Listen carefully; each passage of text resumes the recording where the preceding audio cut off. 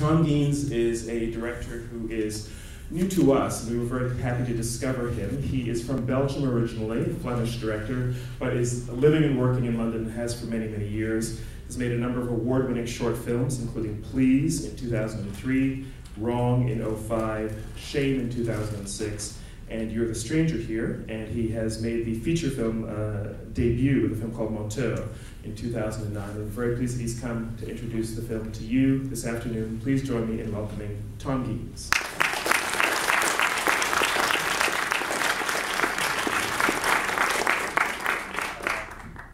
Thank you very much for coming. I love the TIFF. I know it sounds like I'm a robot, that I have to say this, but I actually genuinely do. It's an amazing place for filmmakers because you just queues everywhere and lots of people and really people embracing film, and it's like sort of basically filmmakers heaven kind of thing.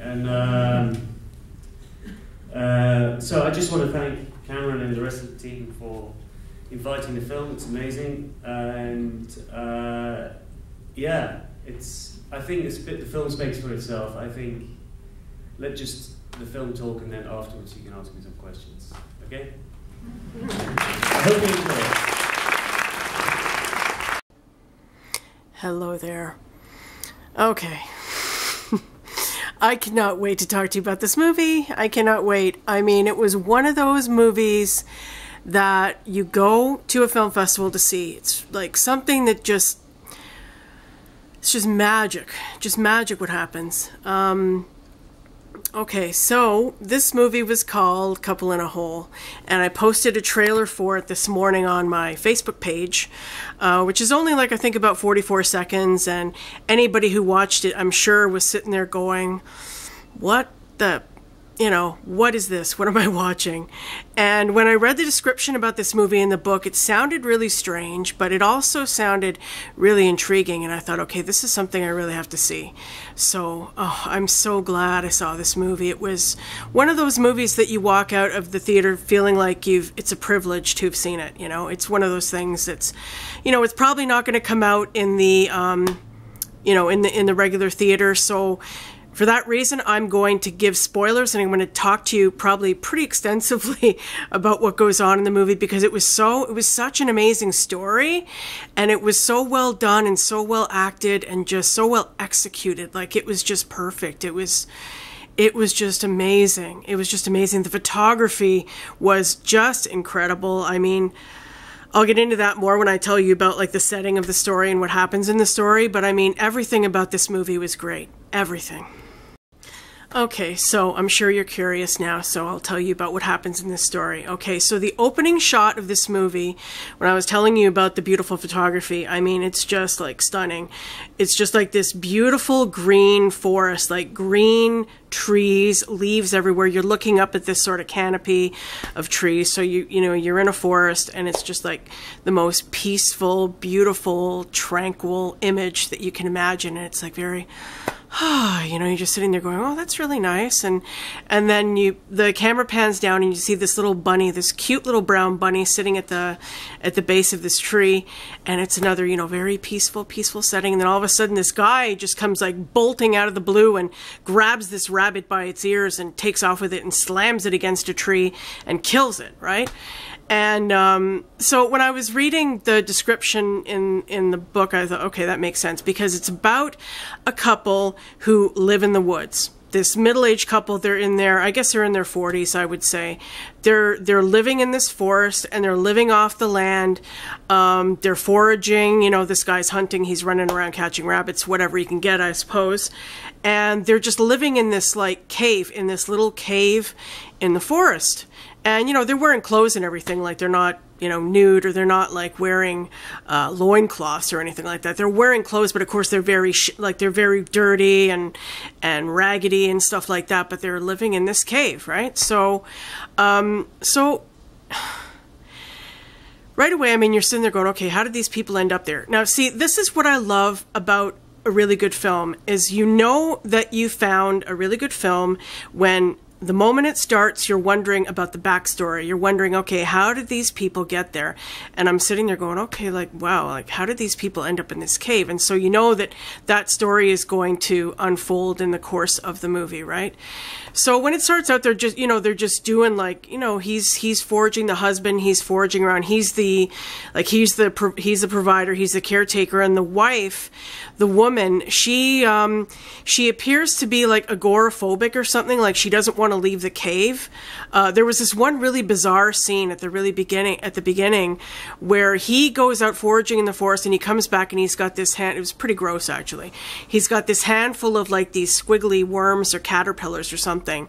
And so he comes to the edge of he comes to the right in front of the cave and he says, you know, Karen, that's his wife's name. He's like, Karen, come on, come on. And so she comes like crawling out of this cave on her knees and then slowly gets up and she's like, and he shows her like these, he's got these caterpillars in his hand and she's like, oh my God, like she looks like, she's like, she can't wait to get at these things, right?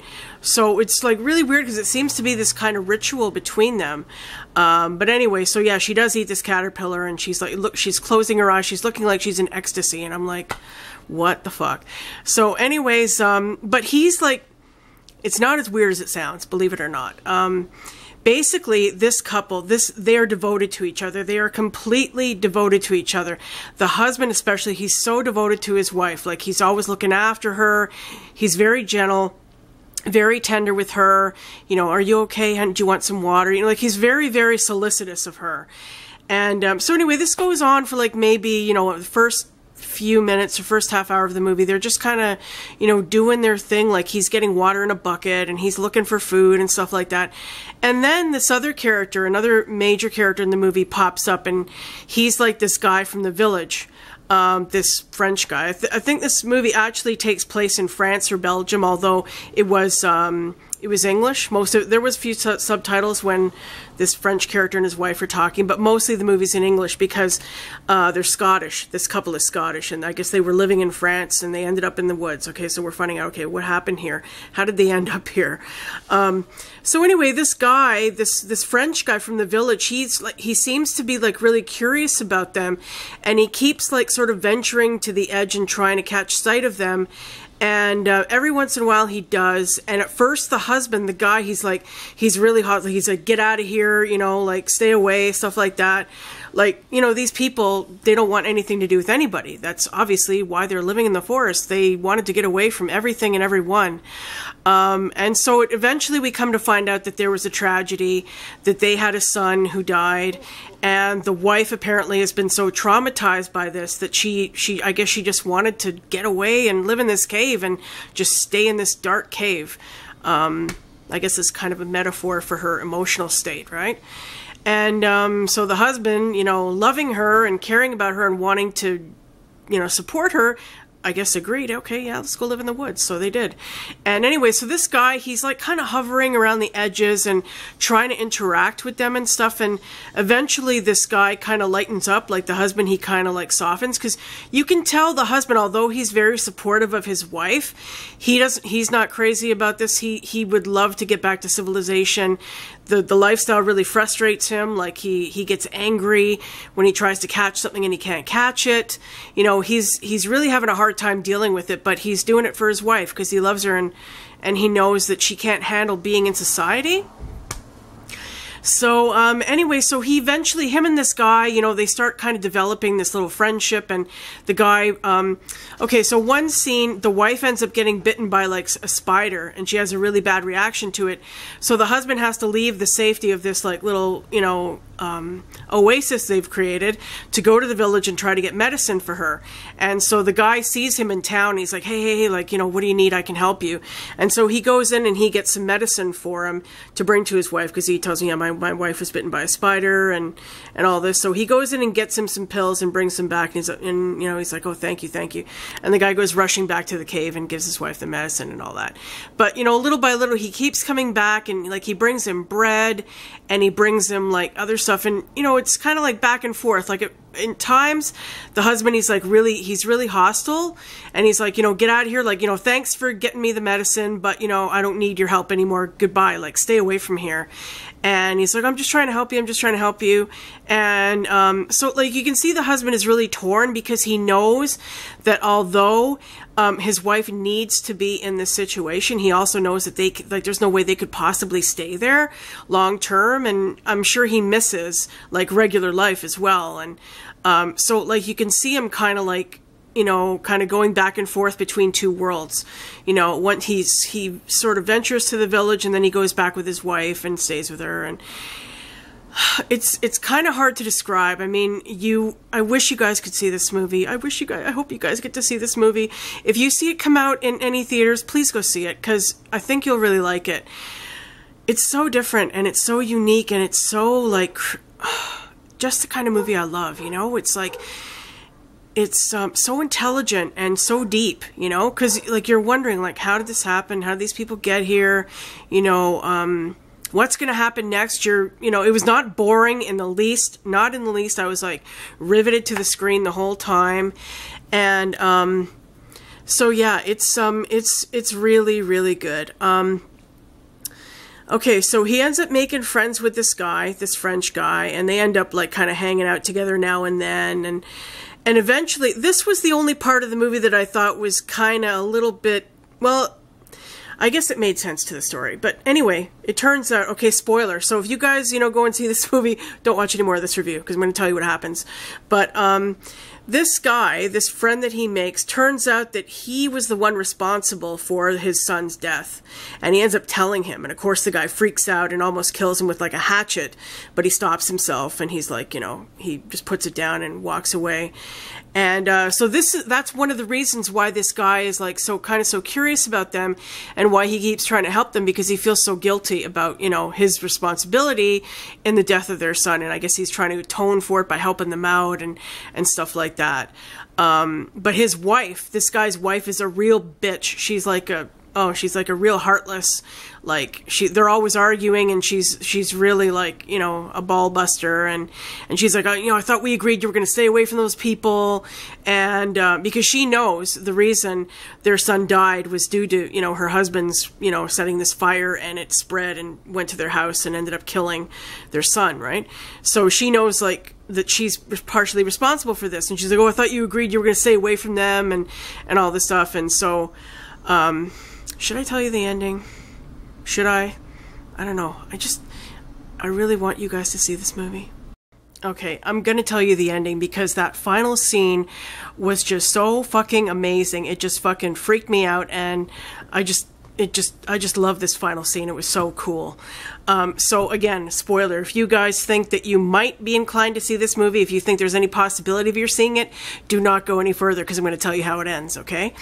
So before I tell you how it ends, there was this sort of precursor to that, where him and this guy, okay, so the husband and the French guy from the village, they're having this conversation one day, and he's the French guy is expressing his concern and saying, listen, winter's coming. I'm really worried about you guys. You have to leave. You have to get out of there, because there's no way you're going to survive. And the husband, his name is John, by the way, I forgot to mention, John, he's like, what, we're strong people, we can handle it, don't worry. And he's like, oh, like, what are you going to do? Are you gonna go out there and kill a boar? And he's like, there's no way you're gonna kill a boar. The boar's gonna kill you. Okay, so anyway, that was a conversation that happened, I don't know, maybe like 45 minutes before the ending of the movie. Okay, so the end of the movie, final scene, the wife, the ball-busting bitch, comes into I guess she's had enough of her husband dealing with these people. She comes into she grabs a shotgun and goes, to the forest towards, the cave where they are. And I guess I guess she just wanted to scare them, to kind of drive them off, because, they come out of the cave and she's got the gun and she's like, get out of here. We don't want you here. Get out of here now, and all this stuff. And so they're just standing there, and then the wife takes off. She starts running, and the wife shoots and ends up shooting the wife in the back or in the shoulder or something like that. And so the husband, of course, goes taking off with her. So the husband and the wife go taking off towards their old house, the old house that burned down where their son had died.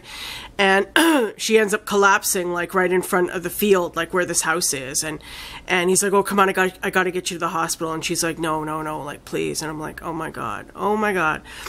So, because you knew, like, she didn't want to live anymore. Like, she was just so out of it after her child died that she just didn't want to go on. And the only way she could function was living in this cave. And, you know, now that they got driven out of there, like, she didn't want to participate in life anymore. So, she's like telling him, no, like, I just sit me up. I just want to sit here. And they're in front of their old house. So he's like, you know, holding her, and of course she dies. And so anyway, he carries her into the house where there's like all this wreckage and all this wood and stuff like that lying around. And he, the French guy, the husband, he's been like following them. Like, he went after them with the gun. Wasn't clear what he was going to do, if he was going to actually go to kill them, or if why else would he bring the gun, right? But anyway, he was like following them, and he's outside the house, and he sees the husband go in and bring his wife's body. He's carrying her body into the house, and so he kind of goes in, and the husband is laying his wife out on this like wooden, what do you call those things? Like a box spring, like a, you know, because the house had all this wreckage and stuff. He lies her down on the box spring, and then he starts getting wood and everything. So I'm realizing, he's going to burn her, right? And so the guy starts helping him collect all these planks of wood, and they put it on top of her body. And so they finally get her all like ready. And so the husband looks at him and says, you know, you got a lighter. I borrow your lighter or whatever? So the guy gives it to him, and he lights the fire, and they're standing there looking at it. And then he looks at the French guy and he says, "Can I have the gun?" He says, "Give me the gun." And he's like, "What do you want the gun for?" And then it becomes clear, like, he's like, "Just give me the gun." You know, he's gonna like shoot. He was gonna shoot himself, right? He was gonna kill himself now that his wife is gone, right? And I'm sitting there like, my heart is just like, oh God, this is so fucking sad. And so the guy, he doesn't want to give him the gun, and he's like, "Okay, you do it then. Just do it. Just go ahead, shoot me." And he's like, "You want me to do it?" And he's like, "Yeah." And so they're standing there. They're just kind of staring at each other. And then all of a sudden, this fucking boar, this fucking huge boar comes charging into the house and running like right over the planks where the wife's body has been set on fire. And then it just sets off like this huge fire just erupts, right? And so all you see for like, you know, the next few seconds is like flames. And then when it clears, you just see like the French guy standing there, and then the husband is not in sight. He's nowhere to be seen. So that's how the movie ended. And I was like, whoa. I was just like, I was not expecting that at all. It was just one of those moments that is just like, holy shit. You know, it was so awesome. It was like, wow, you know. I just fucking loved it. I love this movie. I enjoyed it so much. Oh God. I hope you guys get to see it. Even if I have spoiled it for you by telling you what happens, go see it anyway. Because there's so much of this movie I didn't tell you. Like the little nuances. That's what I loved about this movie, was all the nuances, the subtlety, you know? Because it was such a quiet film, you know, and you're kind of being left to figure things out on your own. And he, you know, with the visuals, you know, the director is giving you the clues and letting you know about what's going on under the surface, you know, like... Oh, it was just absolutely freaking amazing. It was absolutely amazing. I think this one might end up being probably my favorite. I've got 3 movies left. I've got Der Nachtmar tomorrow, which is another, I think it's a Midnight Madness. Either a Midnight Madness or a Vanguard. And it looks really cool. From the trailer that I saw, it looks kick-ass. So I'm going to post that trailer on my Facebook page tomorrow if you want to go and check that out. Or look it up on YouTube. Just Google, put it in the search, Der Nachtmar, and you should find the trailer. Looks really, really good. But I'm seeing that tomorrow, and then I got Saturday, no movies on Saturday, and then Sunday I've got 2 movies. So that'll be it. But I have a feeling this one might be my favorite, because it was just so different and just absorbing, very, very absorbing, and just beautiful. It was a beautiful fucking film. The photography in this movie, I mean, this forest and the countryside, the French countryside, is just spectacular. Like, it's so pastoral, and then you've got mountains with trees, and it's just stunning. It's just stunning to look at, and I just loved it. I loved every single thing about this movie. So obviously I recommend it, and I hope you get to see it. So, you know, like I said, if it comes out anywhere near you, you know, please check it out. Do yourself a favor, because you won't be sorry. Anyway, so I guess that's it. Thank you for watching, and I will be back tomorrow with my review of Der Nachtmar, which is German for the nightmare. Okay, thanks for watching. Bye.